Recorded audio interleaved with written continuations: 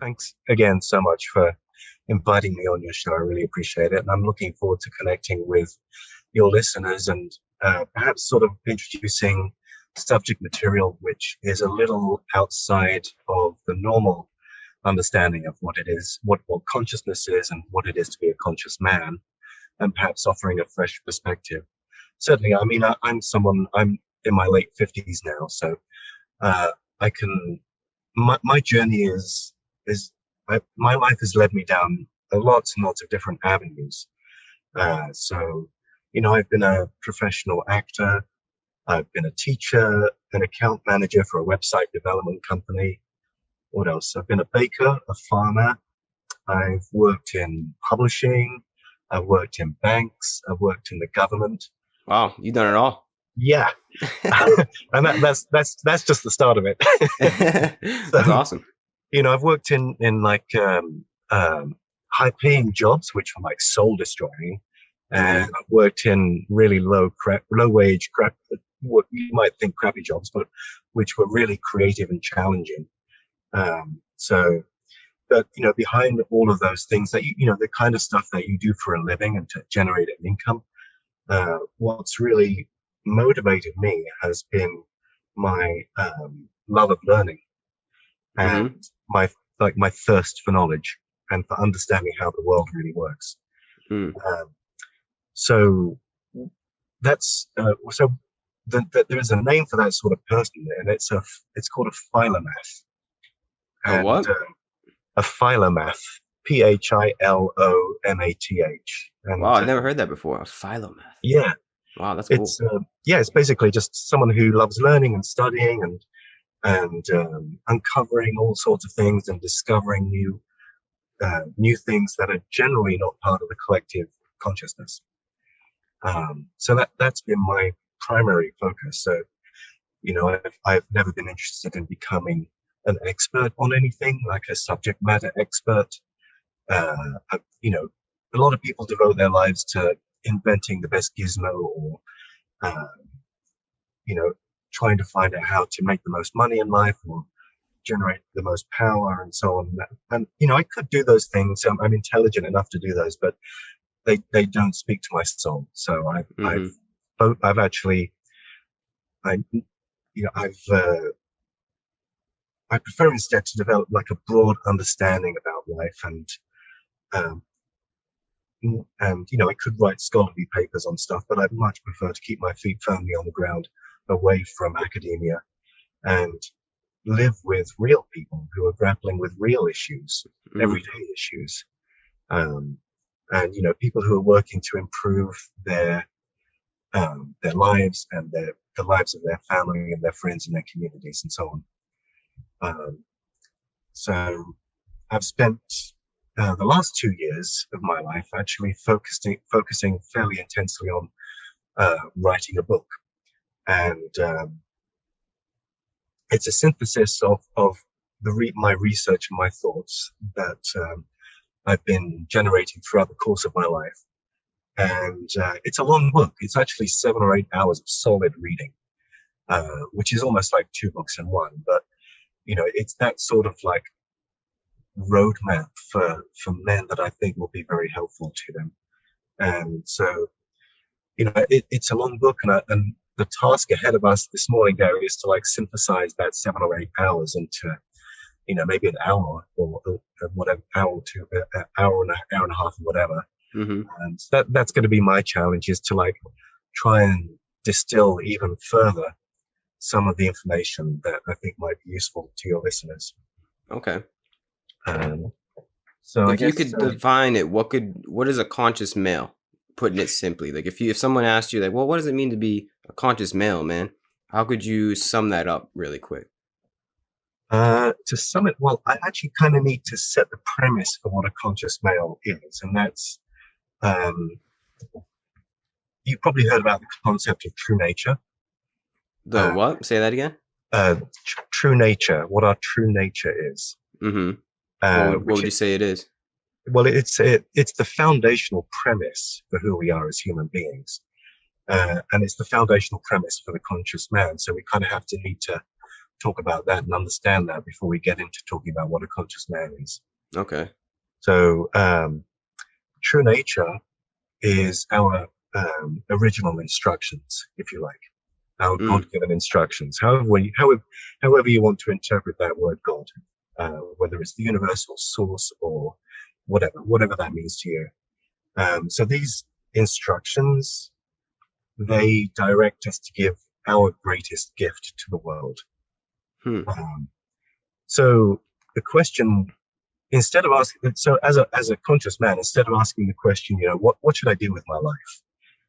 It's better to ask the question, what is nature trying to do with me? What is life trying to do with me? And looking at it from that perspective, and actually, well, in the book I use an analogy. So that there exists within us like this intrinsic aspect. So just like the image of an oak tree is intrinsic to the acorn, inside that acorn there is an intrinsic image of an oak tree waiting to be realized, to be materialized. And we have that in our bodies as well. We start out in life on a path to realizing what's actually encoded in our beingness. And we may go along certain rabbit holes or dead ends or lose our way, and but at the very start, this is our true nature. This is what we were placed on this earth to do from the time that we're born, and our journey may confuse us. It could, because we're trained to ignore and repress hard truths, and then they become harder and harder to see. So we have a lot of programming which we receive from our parents, from society, and that confuses us to what our true nature really is. So the point is to organize your life so that the fullest expression of your true nature becomes your number one priority. And a man's purpose in life, I believe, is to put into practice the potential that he's developed or is developing based firmly on the truth of his nature and his core principles. So we've received all this programming since day one, since the day we were born, and we have to make our way back to our true nature. And our journey as a conscious man is one that reveals to ourselves everything that we've become, that we are not, that we've been told who we are, but that's not who we are. We've been given these messages, and they've distracted us from who we are at our core.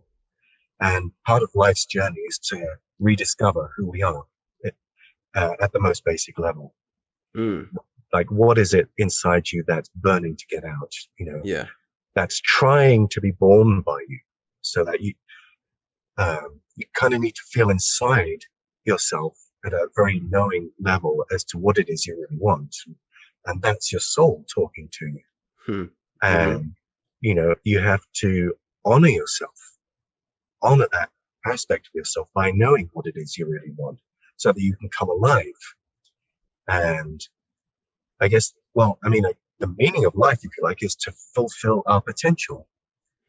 That's something I remember listening. That was on something you were talking about, Gary, recently in one of your personal videos, and I so resonate with that. Is to realize our potential as human beings. Yeah, exactly. So life is actually seeking. That's what life is seeking. It's seeking to fulfill the purpose, pattern of our nature. Yeah. So, that's the kind of the premise for what the conscious man needs to recognize and realize. So I guess we should actually sort of, first of all, maybe talk about what an unconscious man is. Yes. So like I said, from the time we're born, we're fed misinformation, or we're programmed, or given cultural narratives, or narratives from our parents, and they got those narratives from their parents, and they're passing it on because that's what they learned. So we, at a very early age, because we're so helpless, because we're kids, we hand over our well-being to others. We hand over our well-being to our parents because we have no choice. We're helpless in this world. And even though we can experience life consciously, we're actually largely predisposed to receiving all these scripts and narratives, both internal and external. Yeah. We can spin ourselves a good story. I'm sure everybody has. And we suddenly realize later in life, well, how the hell did I manage to mislead myself so effectively? And that's part of waking up. That's when you suddenly realize, well, oh my God, I was unconscious. Now I'm conscious. Now I actually see that I had this way of believing something, and it turned out to be completely erroneous. And now I can see it much more clearly. Yeah. And that's part of the path, which is so unconsciousness is to be operating from a place of automation. And those people who are unconscious as individuals and remain unconscious, there are lots of people who remain unconscious, and they're the people who are just not questioning their programming. That's good. Questioning the programming. They're going along with, they're basically going along with the flow of information that's being fed to them. Yeah. And also, so it's an ongoing thing. We're being fed information from without, but we also have our own internal workings as well, which may be misleading us. So, it's like, it's as above, so below. There's stuff within us that we need to look at, and there's also stuff without us that we need to look at. So anyway, that's essentially what unconscious is. And, I'm a big fan of Carl Jung, the Swiss psychologist, and he talked about, he gave the name for this he gave was mass man, MASS, mass man, which is, that's the people in the Matrix, basically, who don't know they're in the Matrix. That's mass man. People who are just going along with life and just living their lives as fairly, as robots, essentially. It's the bots. It's the bots. So anyway, so to be a conscious man is to have free will and to be capable of having our own thoughts rather than the thoughts that have been internalized previously from others, our parents, our society, our schools, our newsfeed, or whatever. So part of our journey involves asking ourselves, well, what is my programming? What are the distortions that I carry inside me? What are the illusions that I'm holding on to, and the illusions that are holding me hostage? So part of the journey is investigating our belief systems and the limiting ideas about ourselves and our thoughts. And we get in touch with the process of our thinking. How do we think? Obviously we think, but how do we think? Yeah, where's it come from? What are the mechanisms of our thinking? And finding is, we have to figure out actually how to find ways to catch ourselves from buying into false narratives and transcending our unconsciousness and our biases and our ignorance. So this is actually, if you want to look at it from a spiritual perspective, it's the cultivation of the soul. It's a form of self-cultivation, self-authorship. Yeah, creating the soul itself. It's exactly, we are embodying it, like the spirit, the true spirit of ourselves. Exactly, yes. We're cultivating, and the more aware that we are, the more our consciousness increases. And the more things make sense to us, and the better decisions that we make, and the more aligned with ourselves we become. We become aligned with what is, rather than, what is an illusion. Yeah. So we become less delusional, become less confused, and so, I love the unconscious aspects of myself. It's a playground. I get to play with my unconscious, and there are things which you're going on in life, and someone says something that upsets you. We have the modern word for it is being triggered. Yep. You have these emotional disturbances, and they just like pop into existence out of nowhere, even out of proportion to what the stimulus is. They're very powerful, and we think, well, wow, I really responded in so out of proportion to what the other person was presenting to me. They were a catalyst for what was for this experience I'm having in my body. They weren't a culprit; they're a catalyst. Mm-hmm. And so that for me anyway, I love those moments because it shows me that I've been acting unconsciously. Yeah, right. That there are aspects of me that remain hidden from me. And it gives me the opportunity to become my own private investigator of my soul. Yeah, that's great. A private investigator of my own experience. So that's why I think it's important to ask myself about the processes that influence the way I make sense of the world, the way I make sense of myself. How does my mind actually work? By what processes do I form beliefs and make decisions and reason and think and love and feel and know? So you can look at this from a very three-dimensional perspective, and you can look at it from a very spiritual perspective. My position is actually, again, it's so as above, so below. We can't just ignore one in favor of the other. Mm-hmm. You see, most spiritually minded people focus just on the inward expansions of their consciousness. Yet the outward expansion also exists. It's on the same continuum. Yeah. And both are of equal importance, and both are vital in one's journey. Yin and yang. Yeah, exactly. But, a lot of people have an unbalanced approach.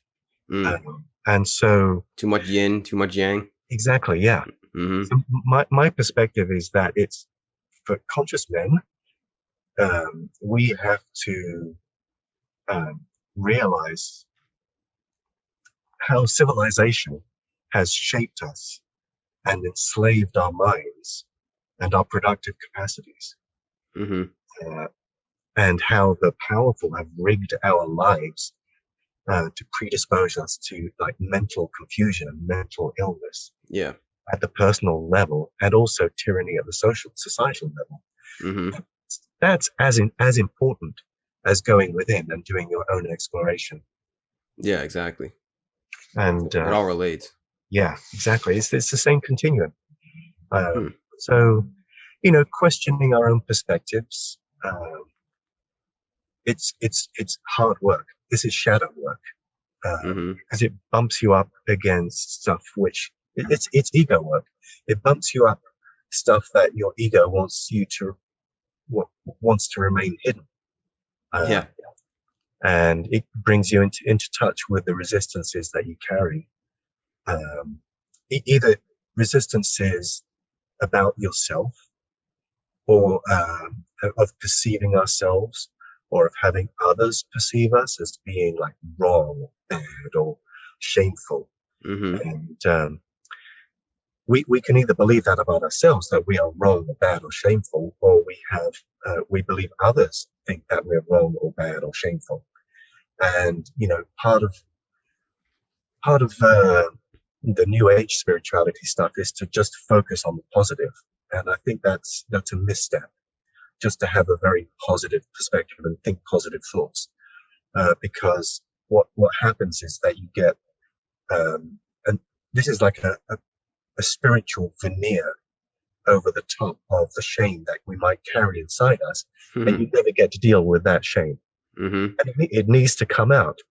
And because the anger and the fear and the shame and the sense of being a bad person is considered vibrationally low and nothing we should aspire to and nothing we want to inhabit our being, a lot of spiritual people suppress it and deny it and disown it, and it doesn't go away. It's still there. Yeah. And it just means that you've just ignored it and you're not dealing with it. So our ego wants us. So it's very comfortable for the ego to buy into the concept of positive spirituality and Yeah. ignoring who we are, because we're animals as well. We're humans, but we're animals, Mm-hmm. and we have an animal perspective as well as spiritual perspective. Yeah. So I think the most spiritual thing is recognizing all aspects of our being, not just the woo-woo metaphysical aspect of anything is possible, manifestation, and the part that's kind of behind the scenes, but also recognizing our nature, like you said, as animals, as the material world, and playing the game in the material world, yet also staying on the recognition of that I am greater than that. My being extends greater than that. But but either way, we have to be in this world and live in this world. Yeah. I mean, we weren't incarnated as angels. We were incarnated as human beings. So what does that mean? What does that mean? Why are we incarnated specifically as human beings and not some other life force? Mm-hmm. Exactly. We have, again, it's going back to our true nature. We have a particular perspective as a human animal. Mm-hmm. A spiritual essence walking around in human form. So it's pretty interesting, actually. Why are we rushing to get away from being human? Yeah. In favor of the divine. Mm-hmm. Exactly. We're here to learn how to be human as well, not just how to be divine. Yeah. Exactly. And I think it's like being human and staying divine as well, because a lot of people don't know that divinity is in there, and we're just stuck in the human game. But once you recognize that other side, that other aspect of our being, you can, at least for me, I like work from there and act from there and stay aligned on that frequency and stay aligned on that whatever that is, the flow, you know what I'm saying, the Tao of life, like you said, our true nature, recognizing all aspects of that, and then from there proceeding to play the show of the human game in the character of Gary Haskins. There you go. Exactly. That's the essence, but you have to find it first. Right. That's the thing, is finding out the true nature. Exactly. And that's different for everybody. Like how do you stay aligned with your true nature, would you say? Not getting lost in the sauce, Yeah. It's actually well, I guess, it's kind of, well, I talk about it in terms of my superpower. And so my superpower is that I know the truth when I hear it. Okay. The thing is, this is not just my superpower, but it's everybody's superpower. Yeah. Everybody knows the truth when they hear it, but it has to be cultivated and protected from being corrupted. Yeah. By society and by our programming. So, contrary to popular belief, we're all capable of sensing the truth as like a visceral, felt experience. And, Mother Nature has made us all living, breathing lie detectors. When something meets the metric of truth, when it resonates so powerfully and with such clarity within your body, within your organism. Some people talk about it in terms of experiencing truth chills. Or, for me, when I hear the truth, I'm like nodding my head vigorously, going, yeah.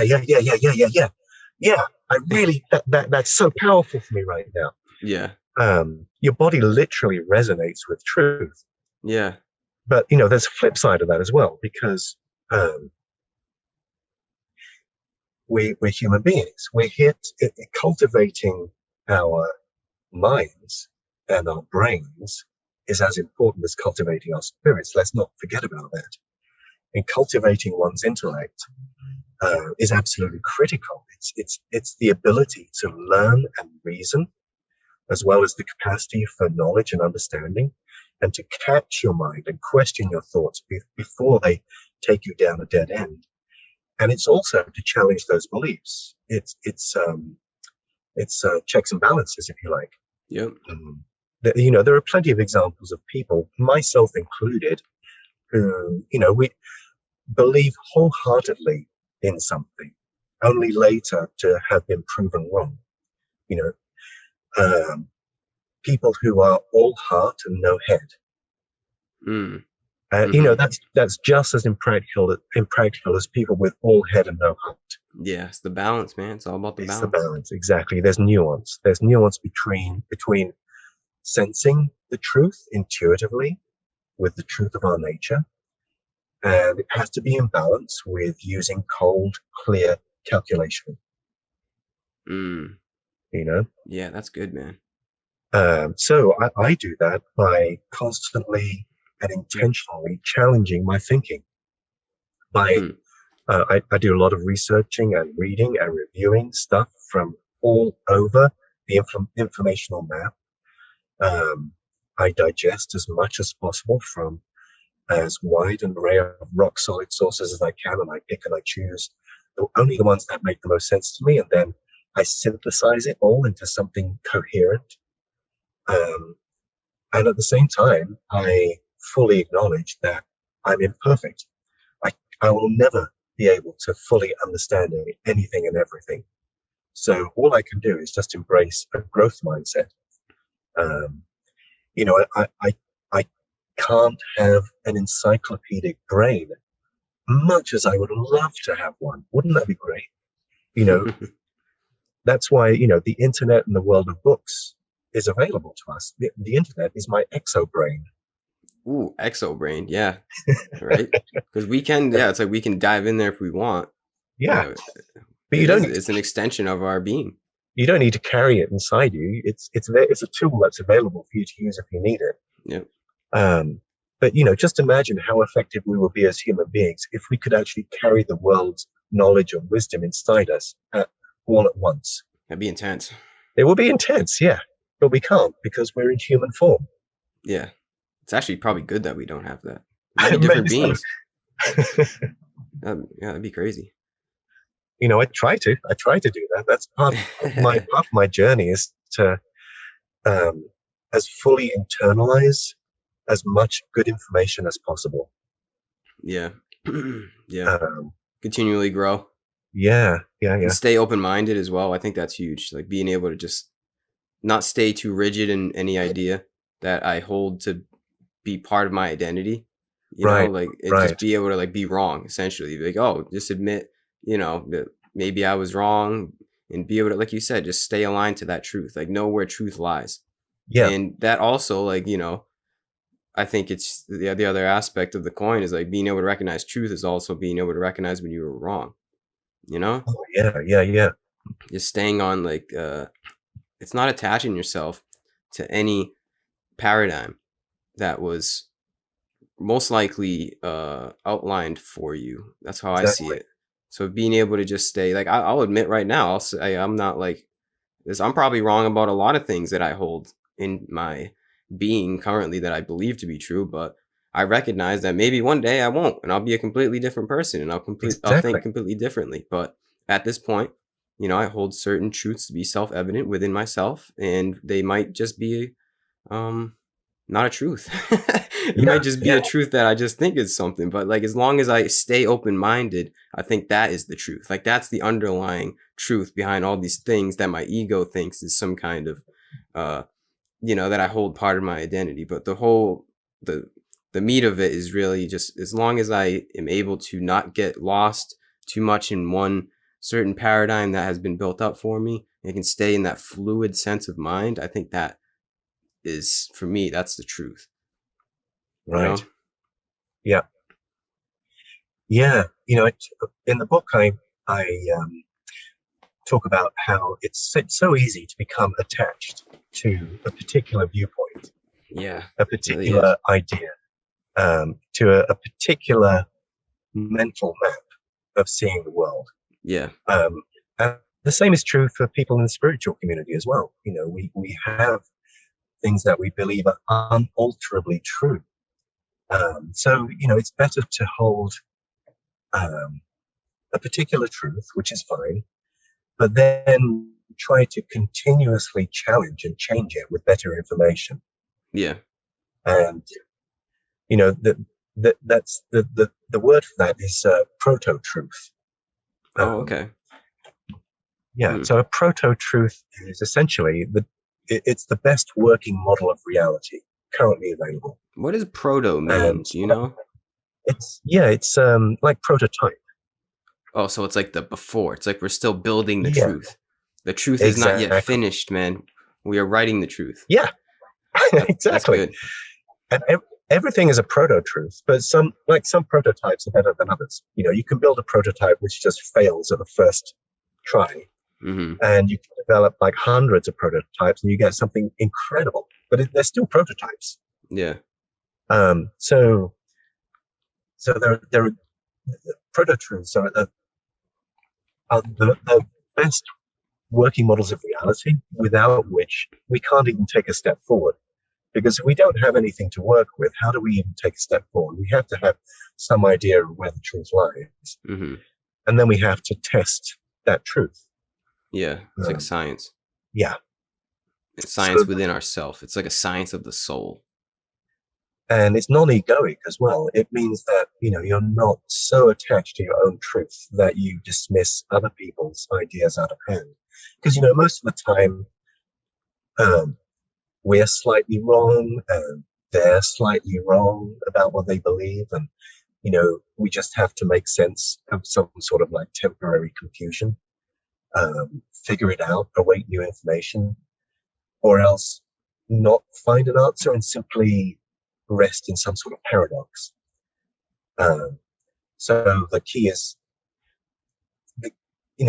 this actually helps us live together as better human beings as well, because a lot of, I should say that the key is neither to absolutely reject someone's entire train of thought, or absolutely accept it, but Hmm. to look for those partial truths Yeah. across many, many different propositions, from the spiritual to the secular, from conservative to liberal to, just across all different parameters, and just find out where the truth lies.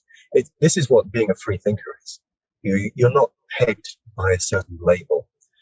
Um, I talk about looking from everything, like from the far up, the far down, the far left, the far right, and ignoring all of that, and just saying, where does the truth lie?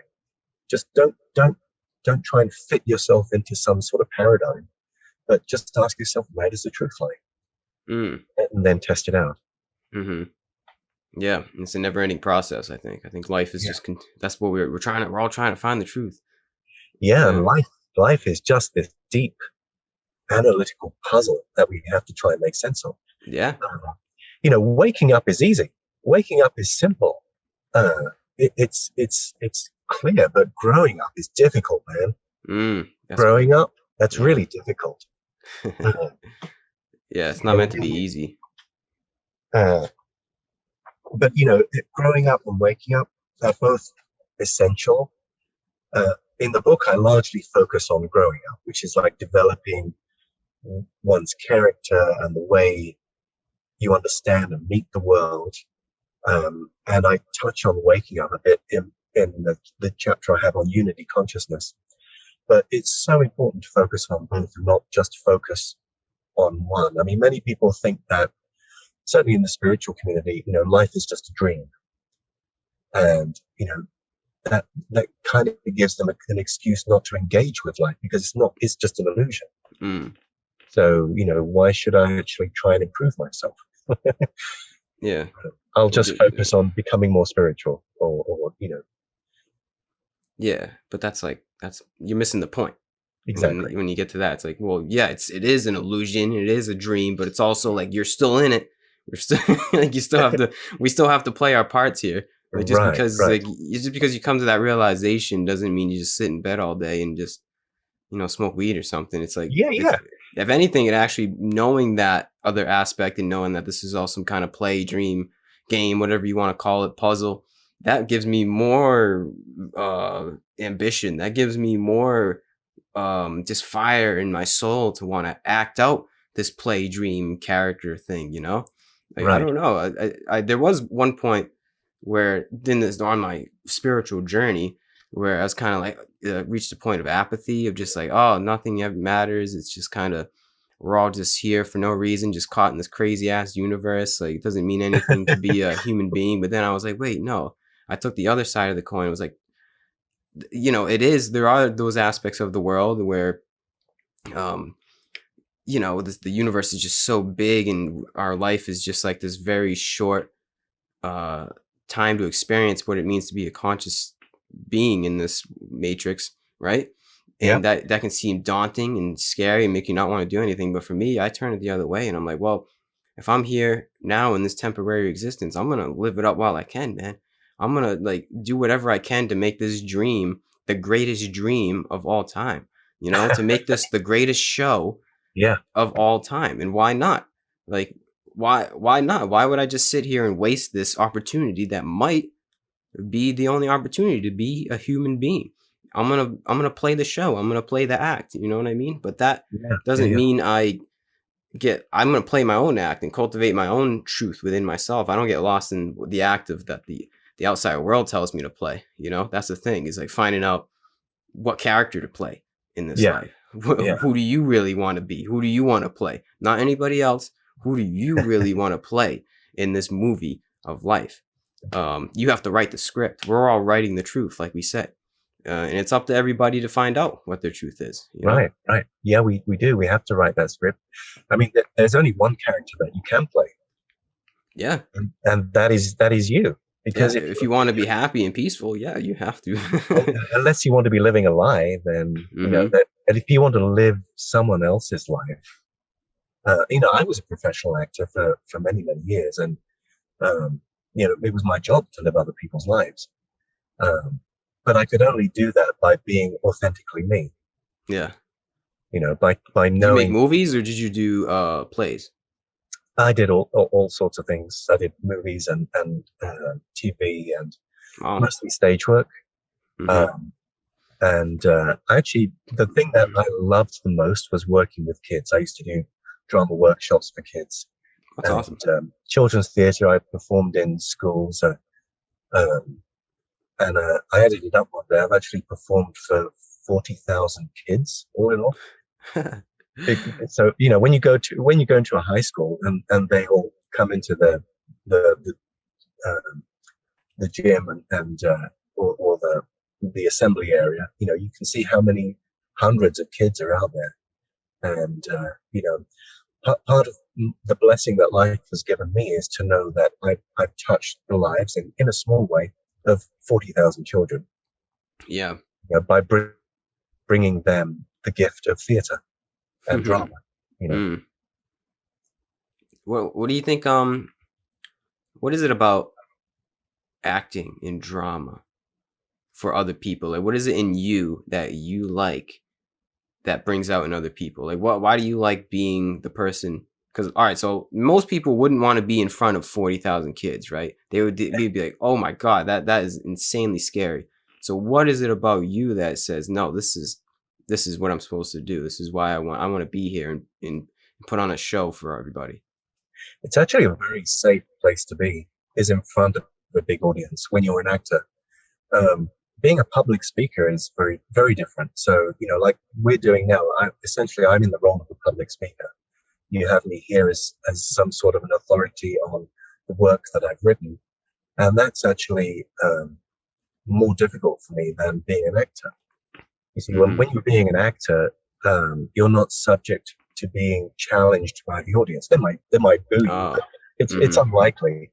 But you're there to bring them joy and information about the nature of the human organism, what it is to be a human being in the form of different sorts of personalities and characters. And you have a script, you know, you've internalized and learned a script that the playwright wrote for you, or the screenwriter.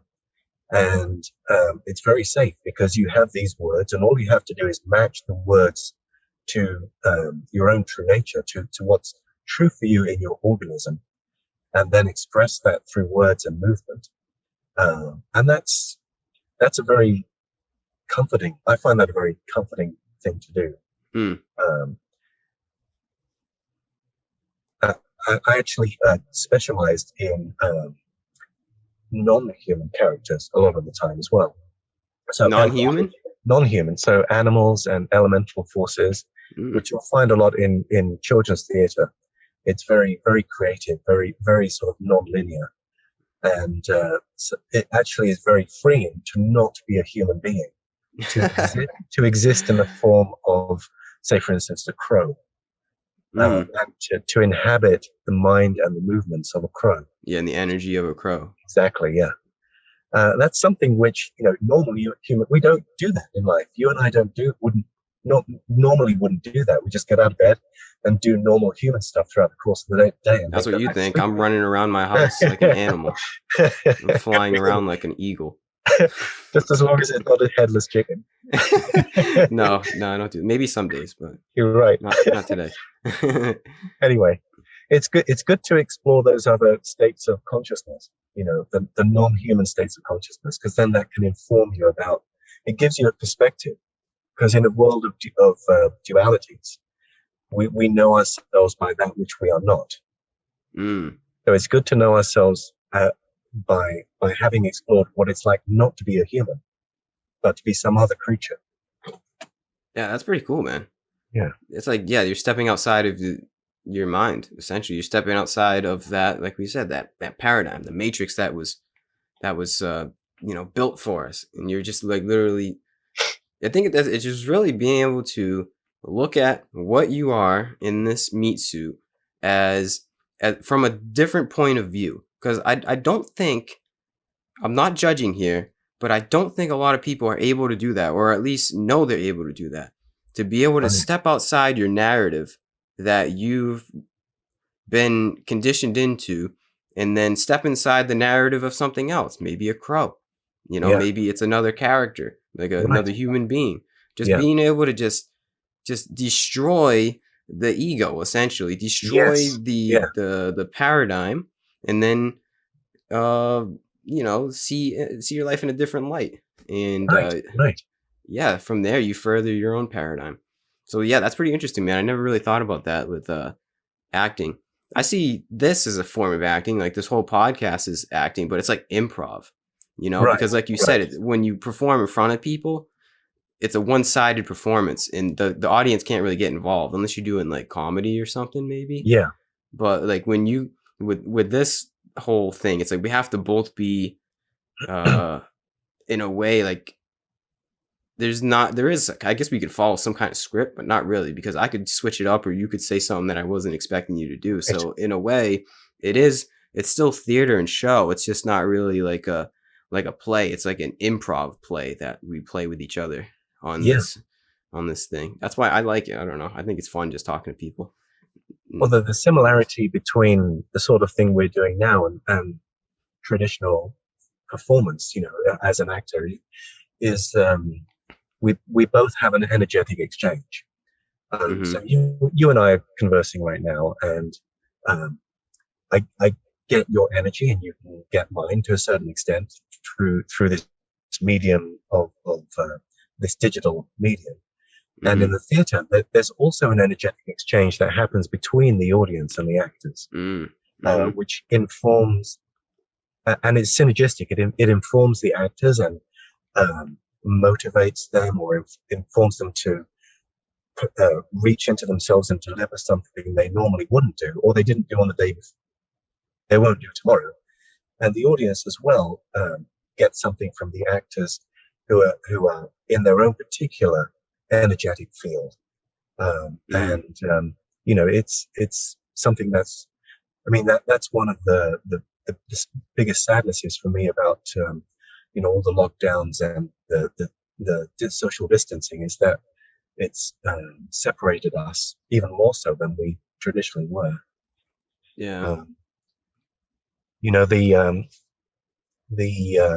Even in pre-pandemic times, even then our lives were already socially distanced from each other. We were just like roommates, just roommates in this house called Earth. Yeah.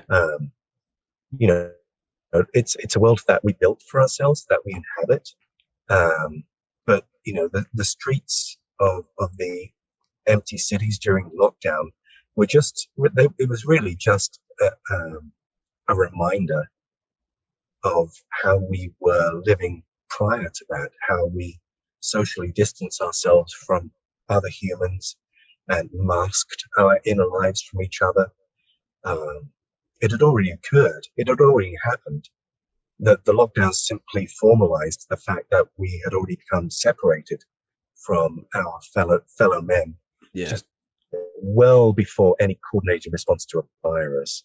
You know, we were, you know, this world has become demoralized and fragmented and dehumanized to such a great degree that it hurts me. It really hurts me to look at how much potential we have as a species to be brothers, and how badly a job we're doing it. Yeah, because we're not conscious. Yeah. Collectively, honestly, like just putting it real, like we're not at a conscious, we're not fulfilling our true, what's the word? Like the pinnacle of what it really means to be a human being. We're not aligned. If we were all on the same page, we're like, all right, we're all in this together. We're all going to create a better world. You know, I know we all got faults. We all got stuff to work on, but we you know, it's not hurt anybody. Let's all build this kingdom together. We're not on that. We're not conscious of that. We're just, there's too much separation. Like you said, literal separation and mental separation of how we see each other. And the huge aspect of becoming conscious is recognizing that we're all in this together. There's, you know, there's no, like you said, you're my brother, you're my sister. There is no actual separation to what we are. And until we really, honestly, until we all come to that perspective on what it means to be a human being, we're not going to progress. It's just going to keep being the same games that we play with each other and staying on the same hamster wheel of unconsciousness that we built up. And it all starts within ourselves. We all have to be first, like I say this in other podcasts, we first have to decondition ourselves from the mold of how we've been brought up. And then once we decondition ourselves from that crazy story, I don't know where it came from, you know, that the crazy matrix that has been built up in our heads on how we should live our life. Once you decondition from that, then you condition yourself into be your own conscious being. But there's some kind of alignment that we can all attune ourselves to and what it means to be conscious. This doesn't mean like, you know, there's going to be separations and separate ways to express that unitary consciousness, which is why we're all different human beings, but we're all expressing the same kind of frequency, that same kind of energetic, creative flow that we can tap into. There's something there. The truth lies in there. Like the truth has many names, but the truth is always the truth. And we can all attune ourselves to that kind of frequency. But first we have to just get rid of all the mess that we've built up in our being and recognize, you know, the shitty aspects of ourself that aren't necessarily, you know, true, that aren't necessarily from within our own curation that, you know, we've built up, maybe from just other people's perspective of how they see us. And they, you know, you act a certain way in other people's perspective. So you think that's you, but it's just, there's a whole lot of things that you have to kind of just see beyond and see and feel a different way to live. But it's like you said, I think we said before, it's a messy process. It's a little difficult to to stay aligned on that truth that lies within all of us. But it's all possible. And once you find, at least for me, once you find that frequency to live on, never leaves me. Like it's always there for me to be able to tap into that inner truth. I know that sounds corny to even say it, the inner truth, but it's not. Like there actually is some kind of aspect to it. I just can't tell you it. I just there's my words aren't doing the justice to what that really means. No, I feel you. But yeah, because you know what it is. Yeah. You know the truth. And once you know, you don't forget. And okay, so you go ahead. So you and I are living in this world as loving, truthful beings. Try to be. And Try to be. Yeah, try to be. And we look around us at a world which is not optimized for that expression. Yeah. And I talk about that a lot in the book. We're actually homesick for a world that doesn't even exist anymore. Mm. And, if you think, I go back in human history to ask myself about what we were like as hominids before civilization sprung up. The conclusion is that, well, the question I ask myself is, are we made to take care of each other? Now, we used to be that way. As homonyms, we used to live in a state of emotional connection with each other. And then we had an upgrade in our mental software at some point, and we lost that connection. That's interesting. Yeah, I wonder when that was. Like, when do you think that became? Like, when did the fall happen? Oh my God, we could go down such a rabbit hole here. Let's do it. Well, I mean, there are authors. I mean, if people want to look up, I mean, I'm sure many of your viewers will have heard of the Anunnaki. Of course. So you could actually point to that as the point at which we became divorced from our emotional connection with each other. That's one. I think that's the aliens, man. Yeah, well, there you go. I mean, a lot of people will have a struggle with that. I've looked into the work of Sitchin and all sorts. I mean, Michael Tellinger writes about it a lot. Matthew LaCroix, he's another YouTuber. Check him out. He's really, really good. Anyway, so it's possible that it's that. There's also Terence McKenna. His theory was that we had an upgrade in our mental software when we started eating mushrooms. Yeah. And that's called the stoned ape hypothesis. And it actually supercharged our brains to such an extent that we went into hyperspace with our evolution and left behind aspects of ourselves which were more in alignment with each other. So makes sense. It could be anything. It's difficult to tell, but I think for me anyway, the fact that, I mean, we at some point we became able to conceive of ourselves as separate from others. At some point we did. And the ego is essentially that concept when we perceive ourselves as an I rather than, as a we. That's the ego. It's the preservation of the I. So yeah, like we had to do that. And then now we're at a point where we are recognizing the I, the ego. Yep. But then we're also recognizing the greater I, which is like I see as the next step in our evolution. Well, you see, go ahead. Sorry to interrupt. I think it's actually really exciting what has happened to us. The fact that we've been on this journey. We started out in a state of emotional connection with each other, and then we became emotionally disconnected. And now we're heading back to unity consciousness. But we've been on a journey and learned so much about what it is like to be a fragmented species. Yeah. That it's going to inform us. We're not going to be coming back to unity consciousness in a state of naivety or innocence, but fully inhabiting the bigger picture, sees wide level. In the intelligence that we received at some point when our brains expanded exponentially, it was such an unwieldy new tool in the hand of essentially apes. We were primitive apes. And intelligence in the hand of apes, who are not used to feeling its heft, we're going to make mistakes. And we've had a little practice in its use since then, that point in human history. And now we need to embrace our intelligence and use that intelligence and master it in the service of unity. Yeah. Wow. That was good, man. Yeah, I couldn't have said that better myself. We can't. Well, I mean, a lot of spiritual people are very uncomfortable with the brain and the mind. They see it as something which is from the spiritual path, and I don't see it that way. Mm-hmm. You know, but you know, I respect their opinion. Yeah, it's fruitful.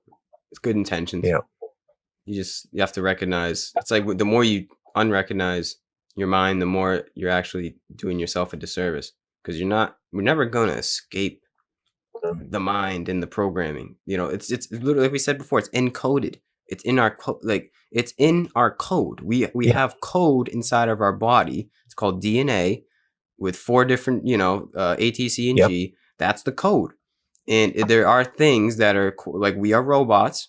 There are things that we have to recognize that's in our code. Like, recognize what things are quite literally in our being that we cannot escape. And I think right, ignoring right, that just does yourself a disservice. Like, ignoring the mind is essentially ignoring our thing, our literal programming, you know? Well, I mean, it's like it's a form of self-hate. You know, we're organic human beings. We're organic organisms with a particular energetic makeup, which Yeah. includes having a mind, a very impressive mind. So, you know, I know that the spiritual, and you know, I can't disagree with that, especially as my purpose in life is to align myself with divine truth, which is embodied love. Now, how the fact that the spiritual community also pathologizes thinking is troubling to me because, um, you know, like thinking about the past, thinking about the future, it detracts us from being fully present in the moment, which is all we have. Now, there's some truth in that, but there is this kind of reluctance to rely on our cognitive abilities because they might be in some way out of alignment with our heart. And I see that personally as a form of anti-intellectualism. And, you know, quite frankly, the world needs both more heart and clearer thinking, more heart-centered relating, and greater rational and logical thought. You know, intelligence is a tool. It's a tool. Yes. And if it's properly applied, it can be of service to the heart. One of the things I wrote in the book is if I remember, the mind explicates, the heart implicates. You see, the world is the way it is, not because of tons and tons of logical ideas and intelligent thought. It's the way it is because it's suffered a deficit of care and consideration for people, and a deficit of care and consideration for planet. And my contention is that it hasn't sprung from our true natures. It's sprung out of the dominance hierarchies, the ruling class that you know, some people call them the 1%ers. But essentially, you know, the people who control the vast majority of the world's wealth and power. It's really the agenda that they've put in place that has caused the world to be the way we perceive it. It's not the application of intelligent thought that has resulted in the it's how it's been used. World. I'm sure that's not what's happened. There's nothing inherently bad about it. They're tools. But if you put them in service of a cruel world, a world which is etched in wounding and domination structures, then bad things are going to happen. Yeah, that's great, man. Yeah, like you said, it's how we use our mind. It's just we use our mind. Don't let our mind use us. Yeah. Yeah. It's that's also kind of like giving our power to other people as well. We give our power to others? Yeah, I mean, either that, or you have to accept that the world as it is a manifestation of all people through all time. And some people believe that. I don't believe that. I think that we live on, well, I mean, this is going to be controversial. It's essentially a prison planet. Yeah, I've heard that It's a before. planet built for, it's built for our enslavement. As there is a war on our consciousness Yeah. that we have to be, that we have to fight, which means that what we see around us is not a manifestation of what we want to see in the world. All the misery and the suffering and the degradations and the inhumanities. Is this human beings in their true nature? I don't think it is. I don't think we brought this upon ourselves. I think it was to a great degree imposed upon us, imposed upon a gentle, loving species. Yeah. Wow. Yeah, we've been hijacked, it seems. Well, I mean, that's my perspective. I mean, others can disagree with that, but again, I think the concept of as above, so below is important, because you kind of need to see the big picture and not just ignore what's below your feet. Yeah. And you kind of have to look at how the world has been shaped in a way not to optimize the full potential of human beings coming into the fullness of their beingness. Why is it so hard to be a full human being in this world? It's really hard. You know, most people are forced to spend their days in jobs they don't particularly like, but they have to do it to earn a living, to pay the bills. Yeah. And if they don't pay the bills, then what do they do? Are they on the streets? You know, essentially, it's like not you said, it's a slave planet. Yeah. Yeah, because that's what it is. In order to be able to cultivate your own, like you said, true nature, you have to, it takes time.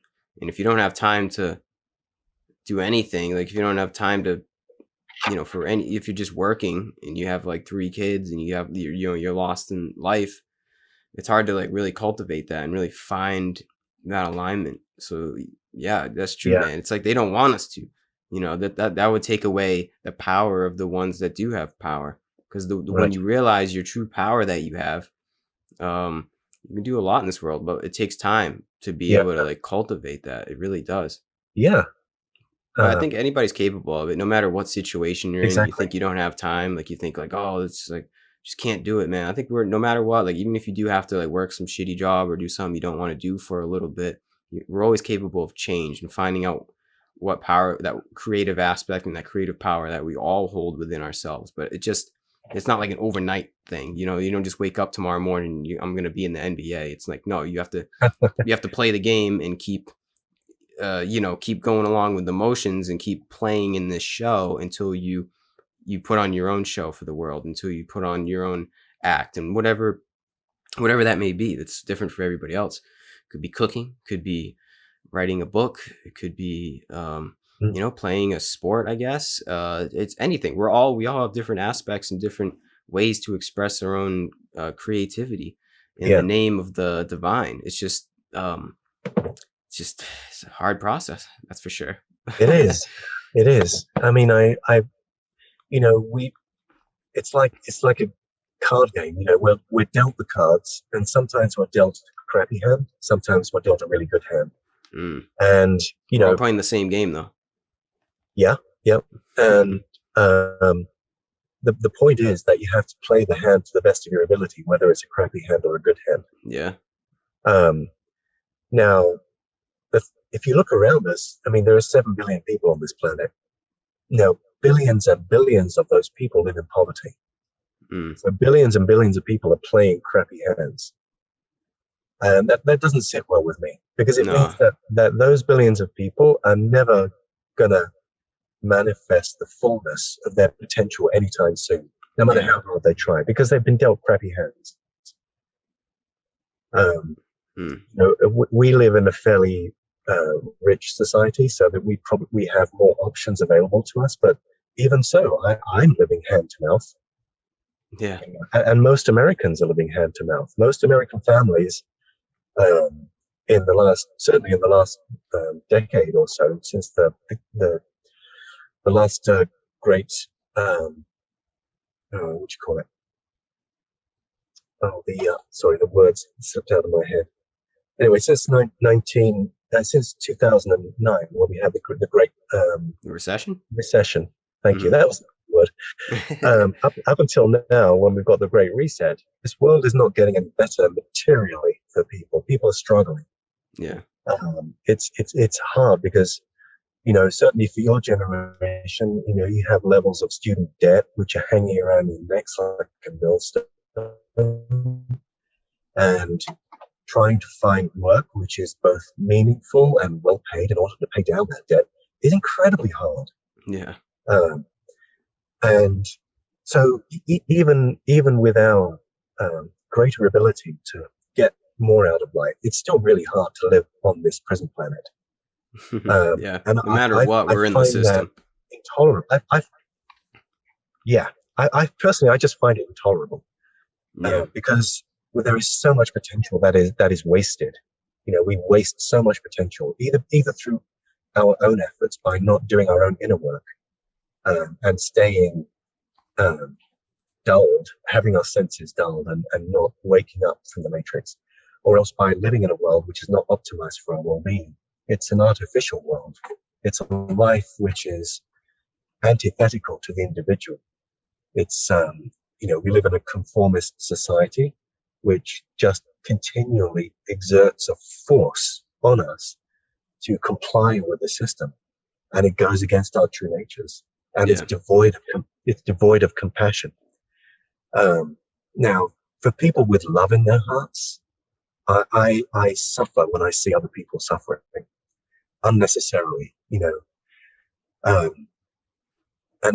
I actually viscerally feel disgusted when I see potential going to waste, and simultaneously I feel such joy when I see people achieving their potential, achieving the fullness of their beings.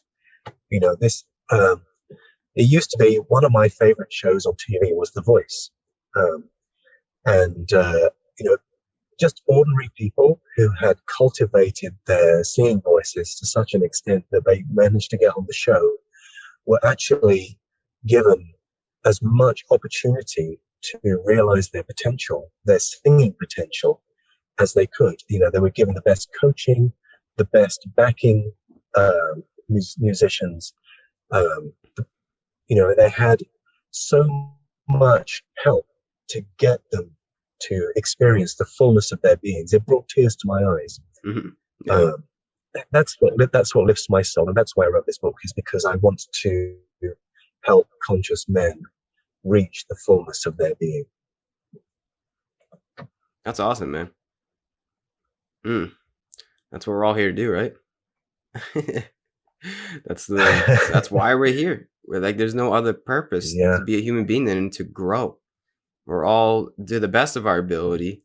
Everybody's situation is different, but I think we can all agree that stagnation is not the way. We have to we're here to evolve in whatever way possible. We're all here to grow. And it's up to us. It's just something you find inside. That's kind of what it means for me, at least, to be here, to just be incarnated into this bodily vessel. It's to know that, like, this isn't it. Like, there's more to this experience, and it's an everyday learning process. It's what'd you say, a proto? What's the word you use for that? You used way back. There was like proto truth. Oh no, there was proto truth. I like that one. What does it mean to be learning? To be learning every day. To be somebody that wants to, like, has a yearning for knowledge. Oh, philomath. A philomath. Yeah, that's a really cool term. I like that. I like that a lot. I've never heard that before we were talking, and I can qualify myself and label myself as that, a philomath. That's good. Definitely. Yeah, there's power in that, being a Renaissance man, because there's so much to take in. Right.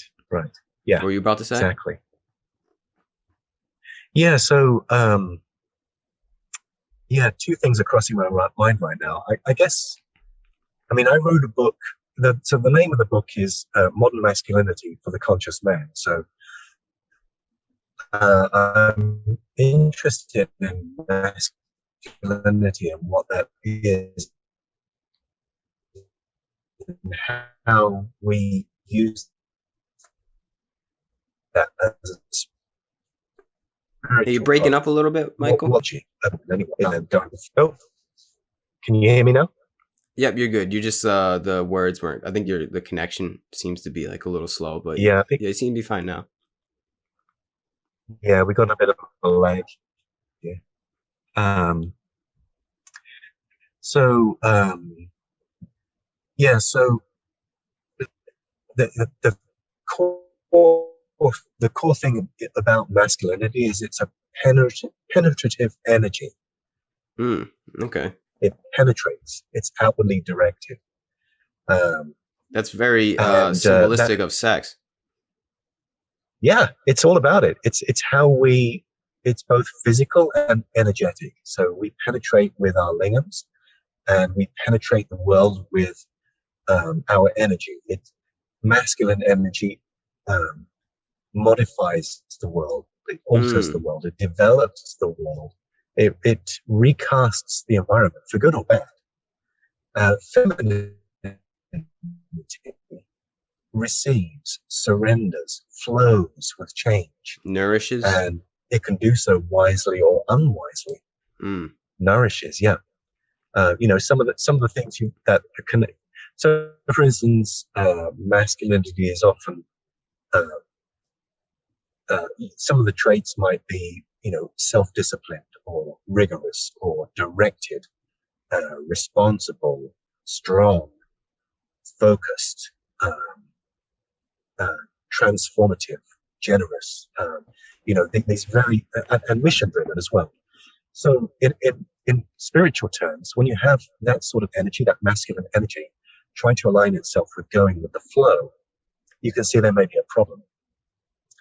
And going with the flow in terms of being a man can sometimes be an avoidance of being accountable to oneself, to our unfolding as a man. So, in the masculine context, to be purposeful and directed and skillful and confident in our ability to direct the course of our lives, that doesn't fit with going with the flow sometimes.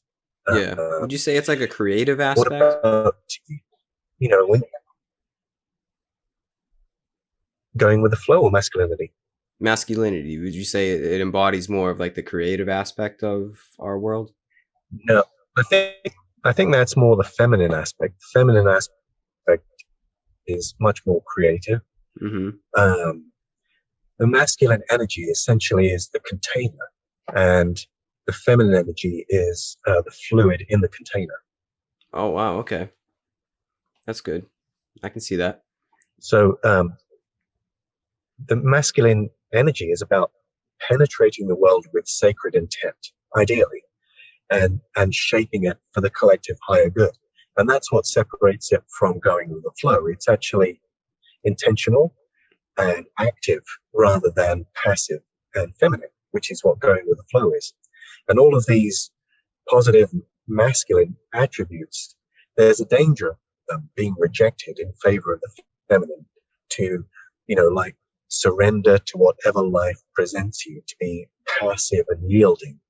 And, it's a danger there, because it could just be a way of, it's just a more evolved way of coping, because the world is not ordered, the world is not ordered or organized for your best interest. The world hurts people by design. And a lot of people who are hurt by the world, going with the flow basically says, it declares that, no control is desirable. And by claiming that no control is desirable, it gives people a sense of being in control, because they chose no control by their own free will. It's kind of a trick the ego plays. Yeah. Now, my contention is that you need to be masculine. We all have masculine and feminine energy within us, both men and women, but clearly men are more masculine and women are more feminine. but we all have to be in alignment with our true nature. Some men have a strong feminine, and no matter what an organism, you just have to be in balance with it.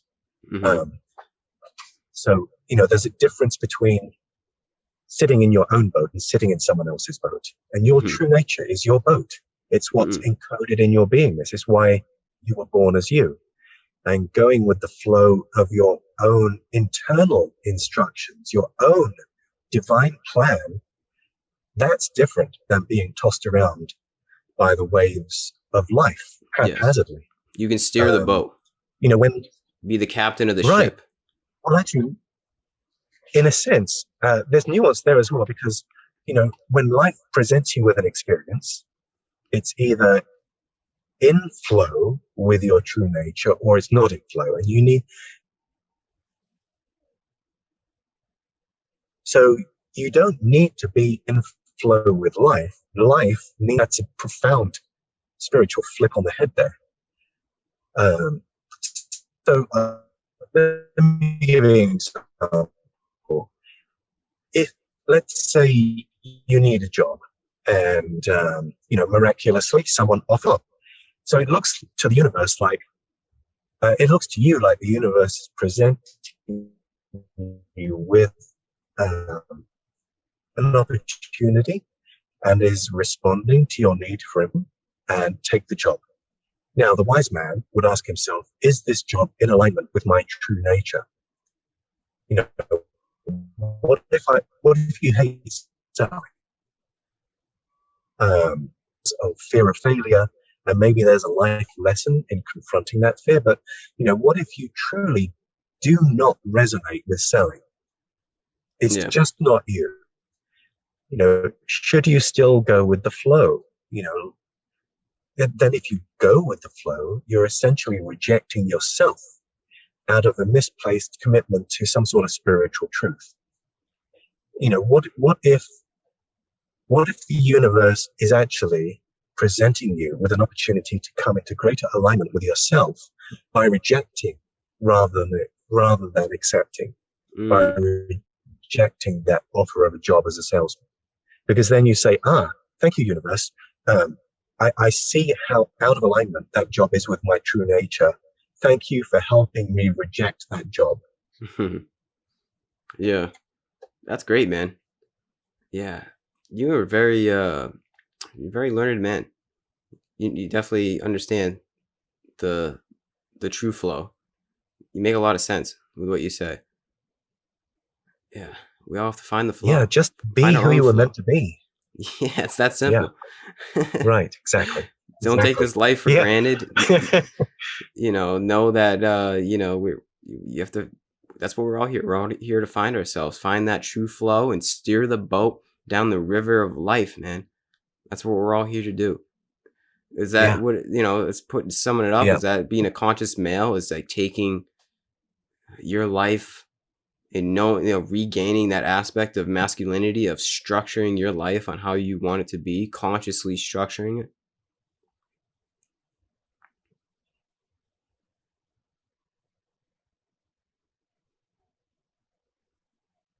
I'm not getting any audio on my end, Michael. I think we're dealing with a little bit of lag. Yeah. Okay. Can you hear me now? Yeah, I think it's just, it's really delayed. I just have to be mindful of that. I don't know why. It just started happening for some reason. I got a bad connection. Okay. So conscious man essentially employs his masculinity in service of the divine within him. And that's powerful and intentional and purposeful. And it's not about going with the flow. That's the feminine energy. So is that divine femininity? So what's what's divine femininity versus divine masculinity? Right. Well, let's think about some of the traits that the divine feminine embraces. So that would be stuff like surrendering. And again, men can have these traits as well, but it was like surrendering or receptivity, passivity, opening, allowing, accepting, healing, love, nurturing, compassion, softness, flow, Submission. fertility, harmony. Yeah, all of those things. You get the sense. You feel that feminine energy that comes through the words when I talk about it. Yeah, even just the vibration of the words, the Now ideas that's that you're different from speaking. masculine energy. Yeah, exactly. Now masculine energy, that's action, direction, purpose, intention, mission, rigorousness, structuredness, groundedness, preciseness. Very, very different energy there. Yeah. Now, neither masculine energy or feminine energy is superior to the other. They're the yin and the yang. They have to exist in balance with each other. But at the same time, I think a lot of, like I said before, I think a lot of the spiritual community places greater emphasis on feminine energy, which can be a disservice to modern men who need to be in alignment, not with spiritual understanding, but with their own nature. Yeah, that's true. There's a weird And anyway, you were asking about. Sorry, we got the delay going on here. I was gonna say there is a. Yeah, we got a big lag. Yeah, so I was gonna say there is a weird what's the word I'm looking for? I guess stereotype on a man being spiritual.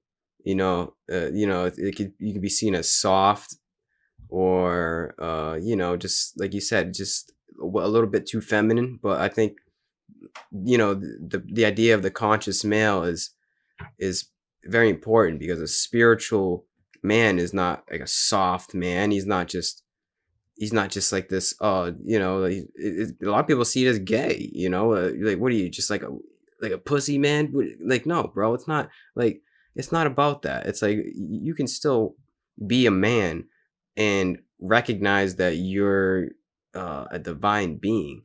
I don't think there's, but I know what you mean. Like, we fall a little bit too much to the feminine side of what it means to be spiritual. But when I think, bringing to light the other side, the other aspect that is present in men and in women, the divine masculine, is something a process that I think we need to explore collectively. So your work is very important, man. You brought a lot of great topics to light in what we've talked about today. I think this is a great conversation. Thank you. Yeah, because it's important. Yeah, me too. It's recognizing the whole spectrum of what it means to be looking into ourselves at a deeper level. It's more than just exploring the the woo woo that goes on.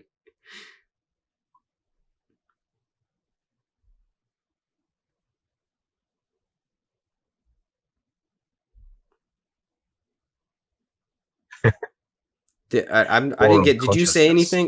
We have a really extreme lag going on right now. Yeah. We may have to cut this short. I think so. Yeah. I can. Yeah. Maybe I should just carry on talking, and hopefully there won't be a lag. So let me just say a few things, and feel free to interrupt me. But because there's such a big lag, we can't really have like a backwards and forwards conversation that much, I don't think. You can go ahead. You can speak. Okay, thanks. So, so we've been talking a lot about the inward journey, and I just wanted to, perhaps finish up by talking about the forces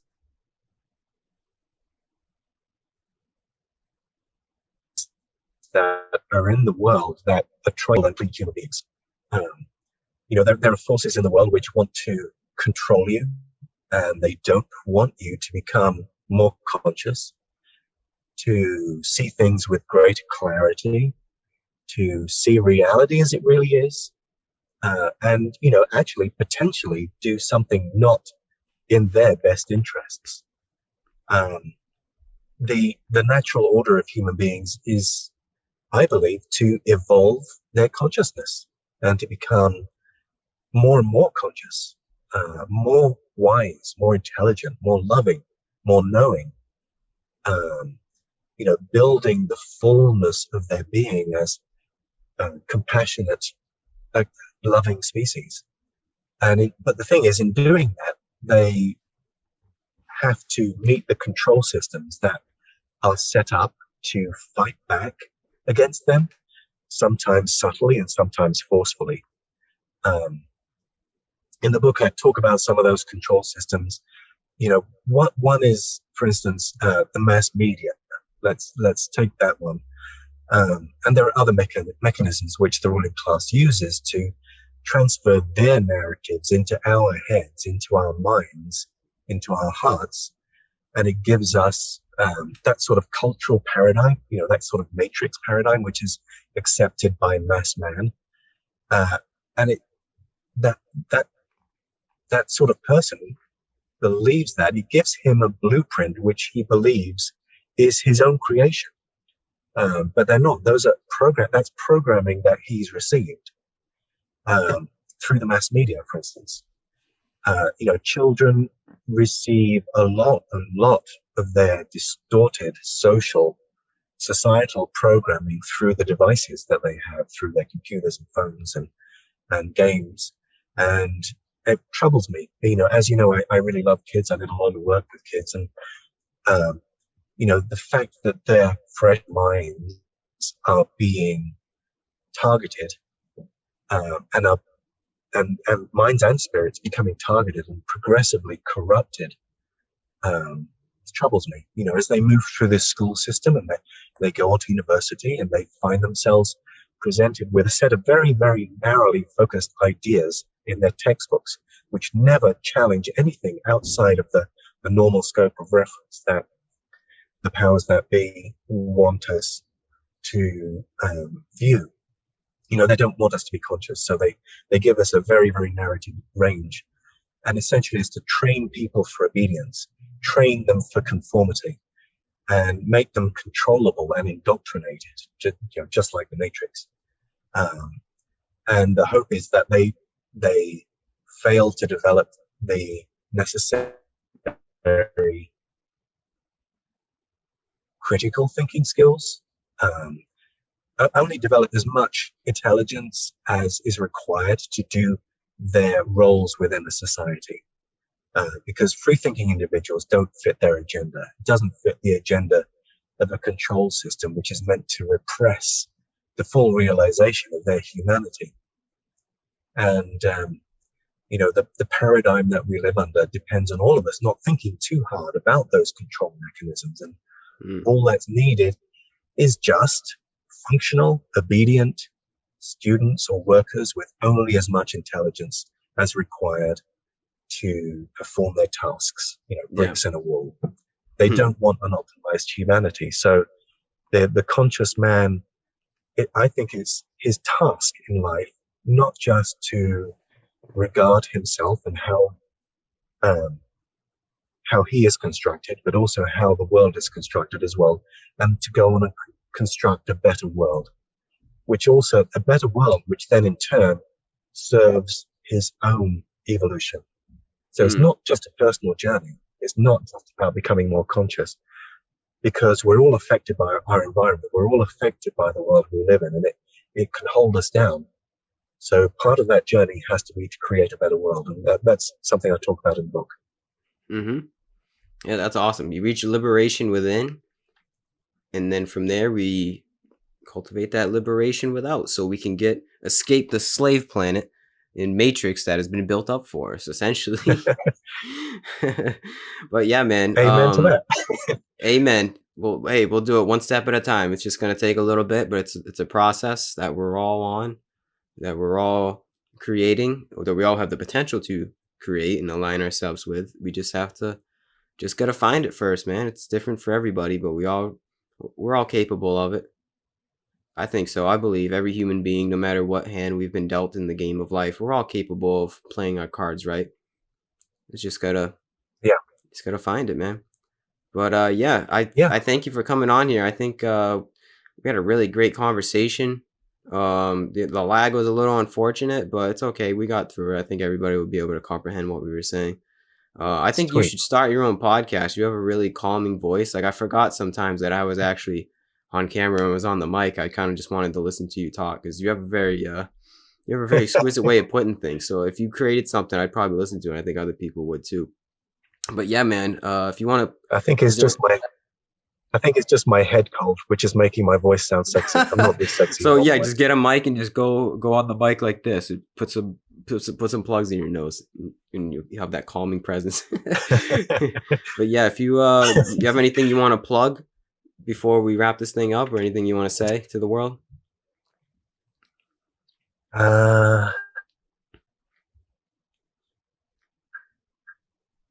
Obviously, I'd like people to buy my book.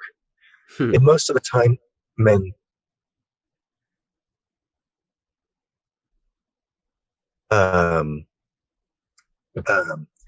they don't realize what the pitfalls and the obstacles and the pressures that are out there, which can derail them, and derail them in a really, really profound and life-changing way. If you want that sort of experience, if you want life, if you basically want to be surprised by life, then don't read this book. If you want to lead an optimized life, then read the book. And both of those paths are equally fine. It's great to just be surprised by life, if that's the sort of life you want to lead. But if you want to create the biggest impact, both for yourself and for people and planet, then I'd read the book. It's called Modern Masculinity for the Conscious Man. You can find it in Amazon. I think we need to fully functional, fully integrated, fully realized individuals as a premise for coexistence, and that's what I talk about in the book. Awesome! Wow, that was a great pitch. I'll link everything down below for if anybody's interested. But yeah, man, this is a great convo. Like I said, I think we touched upon some topics that I've never even brought to light. And I like, what was the word again? That we used in the beginning. I like it a lot. Oh, philomath? A philomath. It just sounds like a philomath. It sounds like a different creature. It's like they're the philomath. They are the learners. I like the sound of that. But yeah, man, nice. Like I said, appreciate it. I'm grateful for you coming on, and I wish you the best in the future. But yeah. Thanks, Gary. Thanks, Gary. Thank you, and thanks to anybody that listened. I really appreciate it. Thank you very much for allowing me to talk to your listeners. Yeah, of course. Of Take course, care. man. Take care. Have a good day.